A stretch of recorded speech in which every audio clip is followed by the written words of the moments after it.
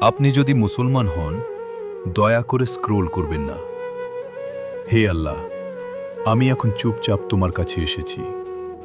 আমার মুখে না বলা কষ্টগুলো তুমি জানো, আমার হৃদয়ের ভার তুমি বোঝো।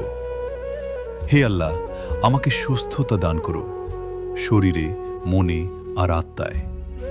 যেখানে ব্যথা আছে সেখানে আরাম দাও, যেখানে দুশ্চিন্তা আছে সেখানে শান্তি দাও, যেখানে ভয় আছে সেখানে ভরসা দাও।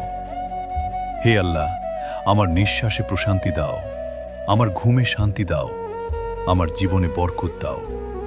আমাকে এমন রিজিক দাও যা হালাল, যা যথেষ্ট আর যা আমাকে তোমার কাছাকাছি রাখে। যদি আমি দুর্বল হয়ে পড়ি, আমাকে শক্ত করে ধরো। যদি আমি হারিয়ে যাই, আমাকে তোমার পথে ফিরিয়ে নাও।